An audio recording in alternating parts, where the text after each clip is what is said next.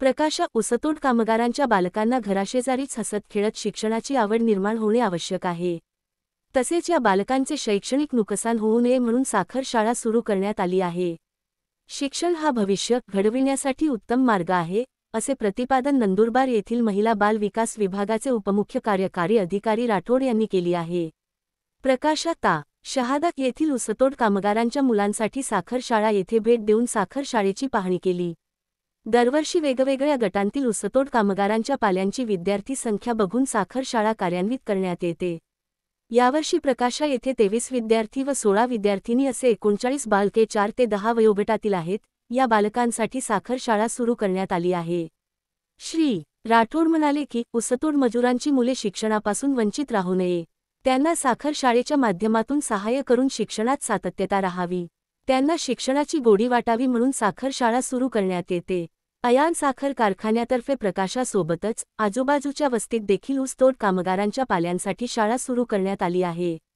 प्रकाशा येथील साखर शाळेतील विद्यार्थ्यांना शालेय साहित्यासोबत दैनंदिन खाऊ वाटपाचे नियोजन करण्यात आले आहे। विद्यार्थ्यांची शैक्षणिक व आरोग्यविषयक काळजी घेण्यात येत आहे। ऊसतोड कामगारांमध्ये याबाबत समाधानाची भावना निर्माण झाली आहे। यावेळी महिला बाल विकास प्रकल्प अधिकारी चौधरी सर, पर्यवेक्षिका श्रीमती पुष्पा सोनार मॅडम, अंगणवाडी सेविका श्रीमती विद्याबाई चौधरी, करुणाबाई जगदाळे, ऊसतोड कामगार पालक उपस्थित होते। ए न्यूज साठी अक्षय भावसार। कलेक्टर आहे मिथाली शेट्टी मॅडम, त्यांचं मायग्रेशनवर काम आहे खूप। आता हे मायग्रेशन झालेले लाभार्थी आहे, तर मायग्रेशन झालेले लाभार्थी काय करतात, एखादी गरोदर माता जर असेल तर तिचे पुढचे लसीकरण वगैरे होत नाही, स्तनदा माता असेल तर तिचं खाण्यापिण्याची आबाळ होते। त्याच्यानंतर हे मुलं जे आहे ह्यांना अंगणवाडीचं शिक्षण मिळत नाही, आहार मिळत नाही अंगणवाडीचं, म्हणून आपण इथे एक शमशेरपूर आणि तळोदामध्ये खांडसरी ह्या 3 ठिकाणी अंगणवाडी सुरू केलेली आहे। आणि त्या लाभार्थ्यांना आहार देणं, गरोदर माता, स्तनदा माता, किशोरवयीन मुली यांना अमृत आहार आणि TH हे सगळं आपण देतो। आमची एक सेविकाताई इथं येते आणि 3 ते 6 वयोगटातील मुलांना शिकवते, त्यांना गरम ताजा आहार, अंडे खाऊ घालते। त्याच्यानंतर किशोरवयीन मुलींना काही समजा मासिक पाळीबाबत मार्गदर्शन करणे, गरोदर मातांना काही व्हिडिओ दाखवणे की कोणत्या महिन्यात कोणती काळजी घ्यायला पाहिजे, कोणती लस घ्यायला पाहिजे, ह्या बाबतीत मार्गदर्शन करतो आम्ही त्यांना।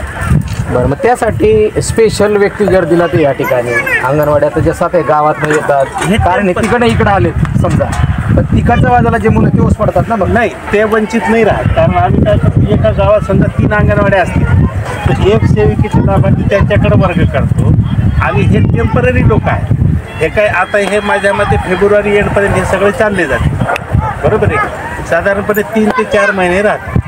पण आता आम्ही पुढच्या वर्षीपासून असं करणार आहोत की येण्याच्या आधीच आमच्याकडे सगळा सर्वे आहे। नंदुरबार जिल्ह्यामध्ये बाहेरून जे लोक येतात त्या सगळ्यांचं जवळपास 2000 लाभार्थी आहेत, त्यांचं सर्वे आहे आमच्याकडे। पुढच्या वर्षी आम्ही असं करणार की दिवाळीच्या वेळेस हे येतात ना, दिवाळीच्या आधीच त्यांच्यासाठी सगळं धान्य वगैरे अंगणवाडी सुरू करून देणार आधीच, म्हणजे ते आल्याच्या दिवसापासून त्यांना लाभ असं करणार। हा, म्हणजे हे झालं साहेब की साखर शाळा झाली, अंगणवाडी झाली, पण हे जे मजूर वर्ग आहे यांना रेशन वगैरे मग मिळतं का त्या पद्धतीने? नाही, ICDSचा जो विषय आहे त्यांना पण रेशन मिळतं स्वस्त धान्य दुकानातून, पण माझा जो विभाग आहे ते गरोदर माता, स्तनदा माता, किशोरवयीन मुली आणि 6 महिने ते 6 वर्षाची मुलं यांच्याशी संबंधित ज्या सेवा आहे ते ICDS विभाग, महिला बाल विकास विभागाकडून पुरवल्या जातात आणि ते आम्ही इथं पुरवतो। या ठिकाणी किती महिला गरोदर असतील बरं?